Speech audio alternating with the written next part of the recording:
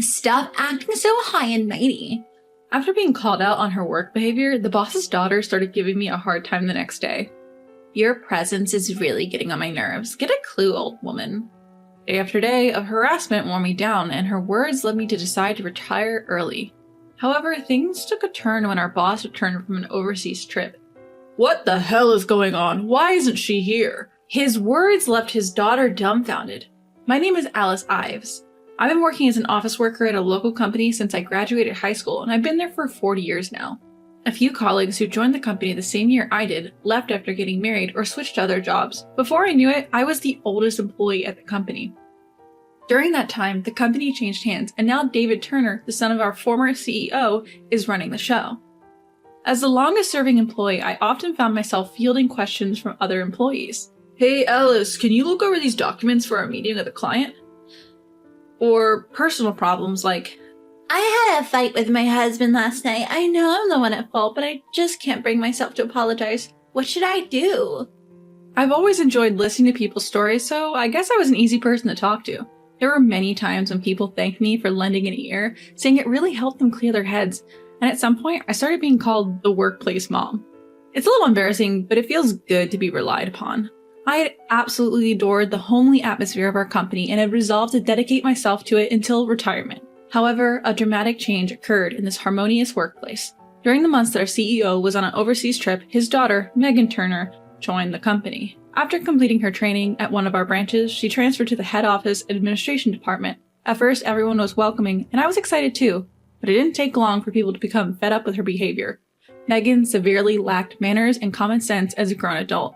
She flaunted her status as the boss's daughter and didn't bother to do her job right. She was transferred here with the title of Assistant Section Chief, which she apparently forced upon the executives. No matter how much she's the boss's daughter, I felt disappointed in the executives who bowed to the demands of a second-year employee, but I couldn't voice such things. I wondered if the boss knew about this. It's hard to believe that our sincere boss would condone such behavior. Or maybe he just allowed her to do as she pleased because of his paternal affection. In any case, Megan caused considerable confusion with her selfish actions. Her behavior started to delay our work and affect our schedules, and the dissatisfaction among other employees kept piling up. Most of the consultations I received were about Megan. Megan, she's just awful. She complains about her work, saying it's sloppy and half-hearted, but she doesn't do anything herself. And you know what? She was actually preparing a document for a client the other day. It was so unusual that I looked over her shoulder and it was full of mistakes. I couldn't let it be submitted like that, so I secretly corrected it for her. Well, that's how it went. The executives couldn't even scold her properly because she was the boss's daughter and they were no help at all.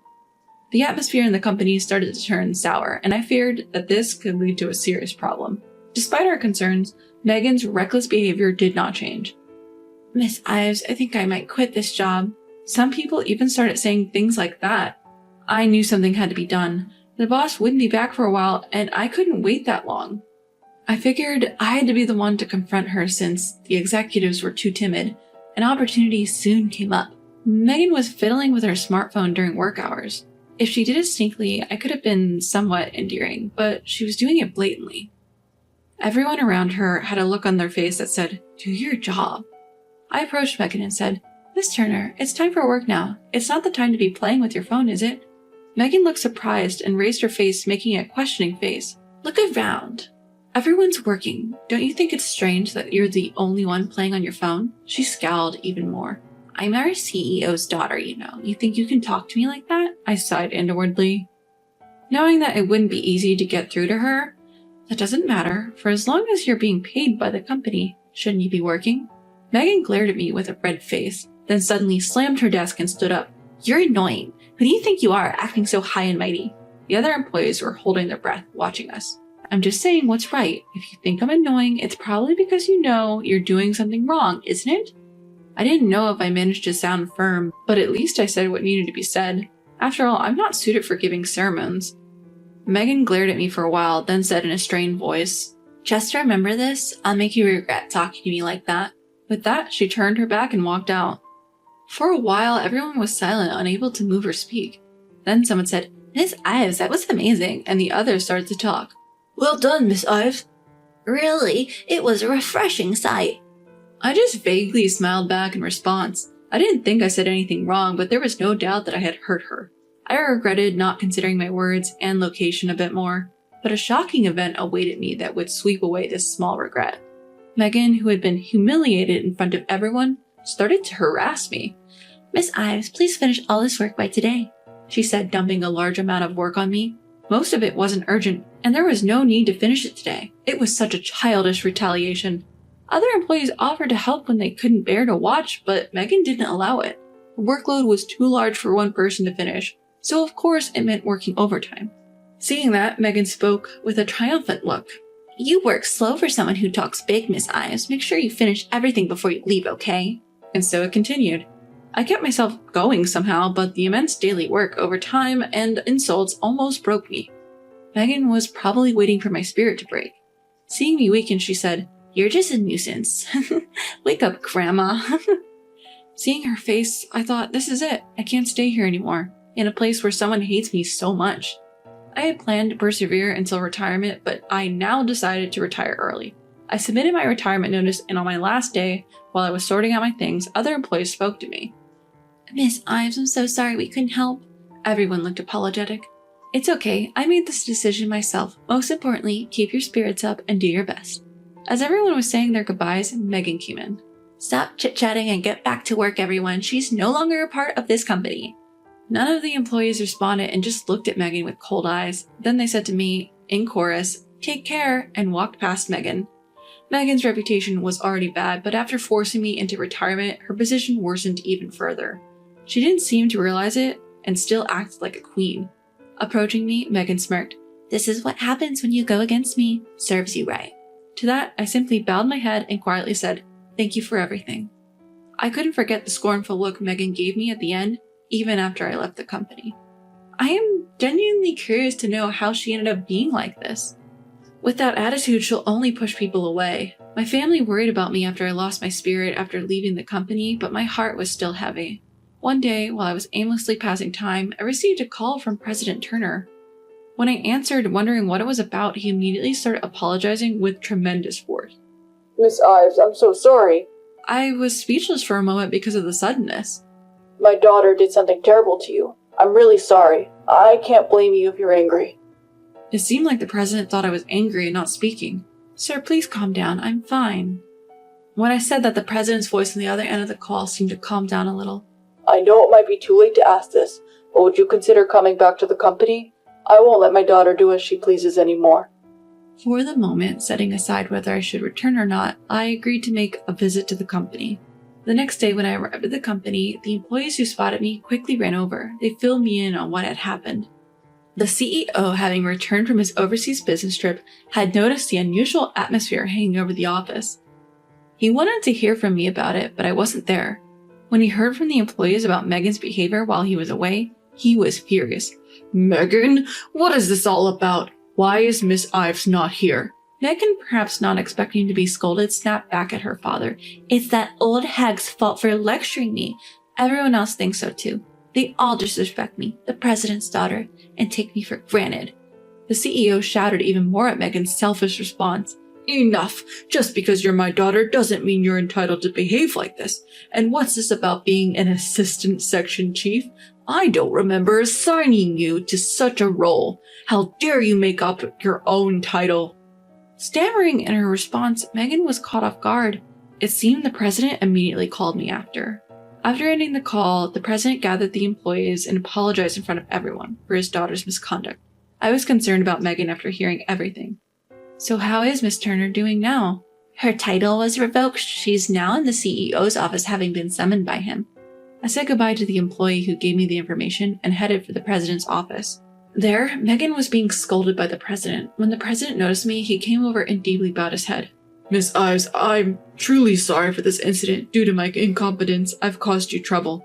"Mr. Turner, please raise your head. It's all right." "No, we need to make things clear." The president urged Megan, who was standing next to him, to apologize as well. Megan looked utterly crestfallen, as if salt had been rubbed in her wounds, muttered, I'm sorry." Not knowing what to say, I remained silent until the president spoke. "I know it's a bit much to ask, Miss Ives, but could you return to the company? We need your expertise." The CEO was nearly on the verge of tears.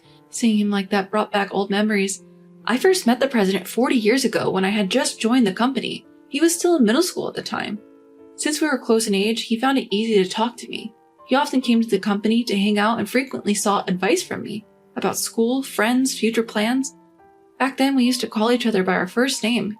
He looked up to me like an older sister, and I regarded him as a younger brother. That relationship remained unchanged as we grew up, and I've been his confidant in many matters since he joined the company. Alright, but please stop apologizing. Unable to flatly reject the president's request, I decided to return to the company. I'm so relieved. Truly relieved. The CEO was rejoiced at my decision, but Megan standing next to him had a complex expression on her face. Well, that's expected. The person she disliked and caused to quit was coming back. Upon my return to the company, I was given the role of an advisor. Everyone welcomed me warmly, with some even tearing up at my return. It was a joyful moment, but there was one thing that bothered me. Of course, it was about Megan. She had been quiet and isolated since being scolded by the CEO. Given her attitude up till now, it was understandable. Despite my hesitation, I decided to talk to her. Miss Turner, can we talk for a second? She briefly raised her eyes to meet mine, but then quickly averted her gaze. I want to talk to you for a bit. Without waiting for her agreement, I began, and she reluctantly got up and followed me. What should I start with? As I thought, Megan spoke up first. What do you want? Her voice was visibly sullen, but I was relieved that she at least agreed to talk. It seems like you're not getting along with others. Without adding unnecessary comments, I simply stated, and Megan looked down in silence. I don't understand why someone as smart as you would treat everyone around you like that. You knew you were antagonizing them, didn't you? How can you know whether I'm smart or not? Megan retorted, but her voice lacked any spirit. I do know. Your father always bragged about you. Megan looked up surprised. It was true. Mr. Turner adored his daughter very much and was always proud of her. My daughter is beautiful and intelligent. Everyone in the company heard him say that often, and we all knew how much he loved her. Besides, you might not remember, but we've met before. Megan looked even more surprised. This company, now big enough to have branch offices, used to be a small family-run business. I had a good relationship with not just the current CEO, but also his father, the former CEO, and his wife. They were there to celebrate my wedding and childbirth, and when the president got married and Megan was born, I rushed to the hospital to celebrate her birth. We used to be close like family until she entered elementary school. Suddenly, something seemed to strike Megan's memory. Aunt Alice? At the nostalgic address, I found myself smiling involuntarily. That's right. Little Megan was an adorable child who would always cling to Aunt Alice whenever I visited. Do you remember Megan? Megan nodded over and over again. I remember Aunt Alice, who used to play with me when I was little, but since I entered elementary school, Aunt Alice stopped coming home. That's right. Around that time your father took over. He became very busy, and I also had children and other things, so I couldn't visit your place anymore. Such nostalgic times. Back then, as our company was expanding, the CEO was incredibly busy. He didn't even have time to return home and often stayed at the company. As we continued to be busy, we became distant without realizing. I was sad when Aunt Alice stopped coming over. Dad was also hardly home. Megan continued, her expression as innocent as it was in the past. I asked Mom when will Aunt Alice come home next, but she told me Aunt Alice is busy now and can't come. Be a good girl and wait patiently. I see. I'm sorry for making you feel lonely. So I behaved well and studied hard. I thought if I did, Aunt Alice would come to see me. Tears started to fall from Megan's eyes. Then, as if regaining the honesty of her childhood, she started to tell me about various things that had happened to her. The time she was scolded at a branch office during her training after joining the company because she couldn't work well. How she had never been scolded before, and in her panic had inadvertently used her status as the CEO's daughter, which made things irreparable. Since then, everyone started fearing her and she couldn't be trained right. Now she had a hard time getting a grasp of her job. Without the title of being the CEO's daughter, she would just be a person who couldn't do her job right. She was scared, and this led to a vicious cycle of resorting to using her title again. I stroked Megan's back as she wept while telling her story. I'm sorry, I should have listened to you sooner. I'm sorry it took me this long. Megan lifted her tear-soaked face. Aunt Alice, I'm sorry. I'm sorry for being a bad girl. No, Megan, you're a good girl. You just made a little mistake. It's okay. We will fix it together from now on. I held sobbing Megan's shoulder and continued to stroke her head for a while. Since that day, Megan had changed astonishingly. She realized that to gain recognition from those around her, she needed to build trust through her strength, not her title. Seeing Megan open up to me, the other employees started to approach her little by little. Seeing this, it seemed that Mr. Turner was relieved. Miss Ives, I can't thank you enough. You've been a tremendous help to both generations of our family. No, to the entire company. Please don't praise me too much. I just want to be of help to the younger generation. Then Mr. Turner jested with a tone reminiscent of his younger days. As expected of our company mother, we look forward to your continued support. I returned a smile to the president. There are only a few years left until my retirement. Until then, in this place, I'll continue to be everyone's mother. I made up my mind once again.